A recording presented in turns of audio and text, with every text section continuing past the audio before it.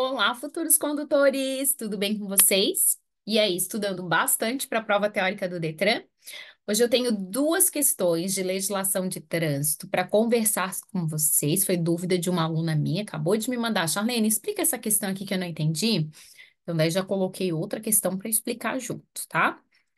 É, sem enrolação, né? Deixa eu compartilhar aqui a tela com vocês. Vamos lá. Duas questões que caíram na prova teórica de um aluno. E por coincidência, esse aluno que fez a prova não acertou nenhuma nem a outra, tá? São questões de legislação de trânsito. Lembrando que a prova teórica, a quantidade maior de questões é sempre de legislação e direção defensiva. Quase metade da prova é de legislação de trânsito. Então vamos lá. Primeira pergunta: para que um cidadão obtenha a habilitação na categoria D, é preciso, entre outras exigências, que seja maior de. Deixa eu pegar aqui minha canetinha. Eu vou até, antes de pegar a canetinha, eu vou tirar essa questão de baixo aqui para não confundir, né? Então, essa pergunta é sobre categorias da CNH. Então, só para a gente relembrar um pouquinho, e vai que caia uma outra categoria, né? Vai que eles peçam, só relembrar um pouquinho. Categoria A é a categoria para veículos com duas ou três rodas, né? Para as motos e os triciclos. Categoria B, categoria de carro, os automóveis que têm até 3.500 quilos de peso bruto total, ou capacidade para 9 pessoas no total, 8 passageiros mais o condutor. Categoria C, categoria de transporte de carga, de caminhão. Nessa categoria aumenta o peso do veículo, veículos com mais de 3.500 quilos.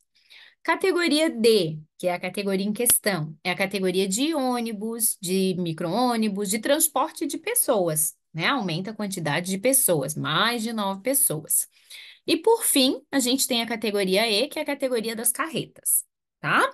Então, ali ele quer saber, para a gente ter a categoria D, o que que precisa para a gente chegar lá na carteira de transporte de passageiros, na categoria de ônibus, né? Então, a letra A diz assim, deixa eu pegar minha canetinha aqui, canetinha azulzinha. Ter 18 anos, opa, daí já começou errado. Por quê? Porque para a gente ter categoria D e a E, a gente precisa ter no mínimo 21 anos de idade, tá? Então a gente já vai descartar a letra A, que diz 18 anos. Ah, Charlene, mas eu vou ler. Nem precisa, senão só vai fazer confusão na cabeça, tá? E outra que a gente vai descartar é a letra C também, ó, 20 anos. Então, descarta. A nossa dúvida aqui vai ficar direto em duas, na B ou na D. A B diz assim: 21 anos e esteja habilitado na categoria B no mínimo 2 anos. Opa, essa é a resposta correta. Letra B. Primeira que a gente ficou na dúvida já é aquela ali. Vamos ver por que que a letra D está errada? Ter 21 anos e esteja habilitado na categoria B há no mínimo 1 ano. Não, no mínimo 1 ano de B a gente pode mudar para C, né? Para passar para D, transporte de pessoas, tem que ter 21 anos de idade e ser habilitado pelo menos, no mínimo, 2 anos na categoria B. Certo? Então, a resposta dessa primeira questão é a letra B de bola, tá? Vamos passar, deixa eu tirar tudo isso aqui, limpar tudo, e vamos passar para a segunda questão. Para a gente conversar sobre a segunda questão, eu vou tirar a primeira aqui para não atrapalhar. Essa segunda questão é aquela questão, ou uma das questões que aparecem os números romanos, daí faz uma confusão na cabeça dos meus alunos. Então vamos lá. Qual é a dica? Quem é meu aluno, quem fez a aula teórica comigo, quem está assistindo os videozinhos de dicas, sabe que quando tem questões de números romanos, a gente lê primeiro a pergunta aqui em cima. Ó, essa pergunta aqui. É bem difícil, que é com mouse. Desculpa. Antes de começar a ler os números romanos, a gente vai lá embaixo para saber o que que o Detran quer. Porque às vezes aquele quer o correto, né? Mas às vezes ele quer o incorreto, às vezes ele quer o que dá multa, sabe? Então depende, tudo depende. Então, por isso que a gente tem que ficar atento. Primeiro, a gente lê aquele trechinho lá em cima. Ali diz assim: no que tange ao licenciamento de veículos, considere. Aí já começa com aquela palavra ali, tange, né? Daí a gente pensa, ai meu Deus do céu, o que que é isso? É no que se refere, tá? Ao licenciamento. O licenciamento é aquele valor que a gente tem que pagar todos os anos, é o documento do veículo que a gente tem que renovar anualmente, tá? Então, ele quer saber no que se refere ao licenciamento, no que tange ao licenciamento, o que que é correto, tá? Então, agora que a gente já entendeu o que que o Detran quer, a gente vai ler as afirmativas. Então, afirmativa número 1, vamos ver se é correto ou não relacionado ao licenciamento, tá?